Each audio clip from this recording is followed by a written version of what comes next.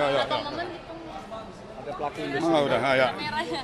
Nah, momen kan periode lalu menjadi pimpinan Komisi 7 gitu ya. Nah, artinya kan isu UMKM bukan hal yang baru gitu ya. Nah, Abang gimana sih konsepnya gitu? Begini, alhamdulillah tadi ada apresiasi secara apresiasi politik yang tinggi dari pimpinan DPR, yaitu Pak Dasko, Pak Adis Kadir, dan Pak Cuncun tadi merespon ya aspirasi dari teman-teman asosiasi listrik, asosiasi motor listrik. Hadir juga tadi kami.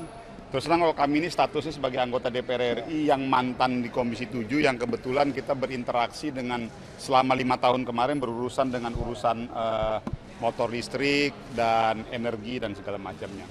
Ada dua hal yang tadi kita quote ya bersama-sama dengan Pak Sugeng. Yang pertama adalah isu mengenai narasi besar subsidi motor listrik. Tadi ada usulan dari kita bahwa ini harus direview kembali.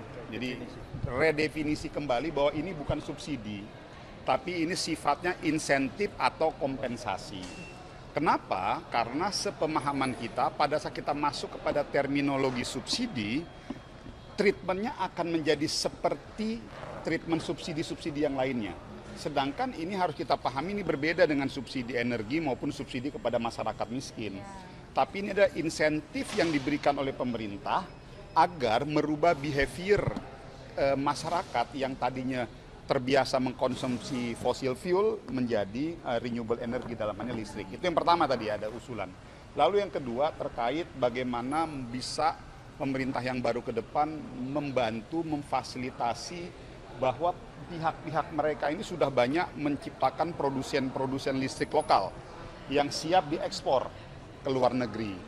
Nah, ini sebuah terobosan positif. Nah, keberadaan situasi ini tadi harapan kami pemerintah ke depan bisa mensupport dengan memberikan kemudahan-kemudahan aturan perizinan untuk bisa mengekspor. Ini kan produksi dalam negeri terkait motor listrik. Tadi sudah ada beberapa kontrak-kontrak dengan Malaysia, Kamboja. Saya pikir ini ruang-ruang positif untuk bagi negara kita. Udah diajak ngobrol sama Pak Prabowo belum sih soal Menteri UMKM? Enggak, itu tadi jadi gini. Ini saya harus bilang bahwa terkait posisi menteri ke depan, saya pikir itu menjadi domainnya Pak Prabowo dan tentunya Ketua Umum partai saya yaitu Pak Bahlil.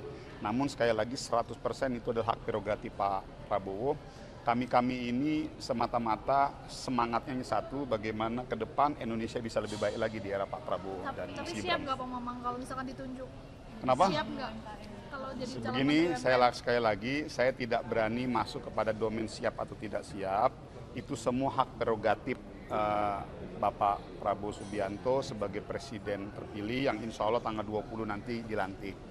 Jadi bagi kami sebagai kader partai Golkar, saya siap ditugaskan di medan apapun. Mau itu di medan rumput, di medan lumpur, dan di medan manapun. Terima kasih. Terima kasih. Pak Sugeng nggak mau dikit Pak soal ketua Komisi 7 DPR ini kan ada siapa? Ya. Berapa momen gitu? Ada pelaku industri. Oh, udah, ya. Kameranya. Nah, momen kan periode lalu menjadi pimpinan Komisi 7 gitu ya. Nah, artinya kan isu UMKM bukan hal yang baru gitu ya. Nah, Abang gimana sih konsepnya gitu? Begini, alhamdulillah tadi ada apresiasi secara apresiasi politik yang tinggi dari pimpinan DPR, yaitu Pak Dasko, Pak Adis Kadir, dan Pak Cuncun tadi merespon ya aspirasi dari teman-teman asosiasi listrik, asosiasi motor listrik. Hadir juga tadi kami. Terus terang kalau kami ini statusnya sebagai anggota DPR RI yang mantan di Komisi 7, yang kebetulan kita berinteraksi dengan selama 5 tahun kemarin berurusan dengan urusan motor listrik dan energi dan segala macamnya. Ada dua hal yang tadi kita quote ya bersama-sama dengan Pak Sugeng. Yang pertama adalah isu mengenai narasi besar subsidi motor listrik. Tadi ada usulan dari kita bahwa ini harus direview kembali. Jadi redefinisi kembali bahwa ini bukan subsidi, tapi ini sifatnya insentif atau kompensasi. Kenapa? Karena sepemahaman kita pada saat kita masuk kepada terminologi subsidi, treatmentnya akan menjadi seperti treatment subsidi-subsidi yang lainnya. Sedangkan ini harus kita pahami ini berbeda dengan subsidi energi maupun subsidi kepada masyarakat miskin.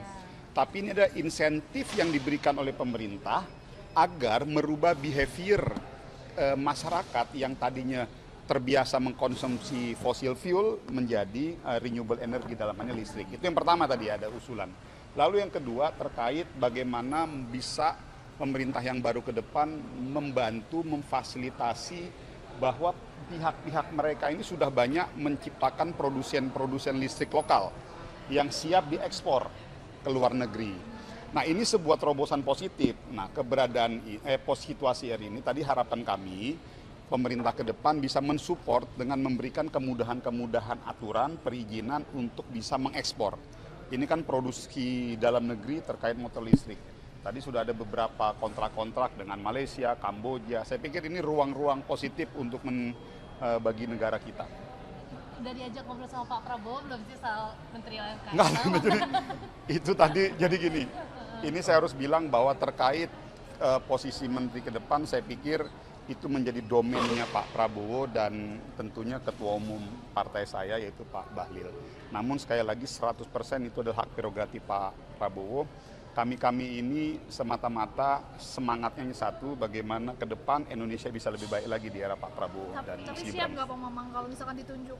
Kenapa? Siap nggak kalau jadi calon Begini, menteri? sekali lagi, saya tidak berani masuk kepada domain siap atau tidak siap.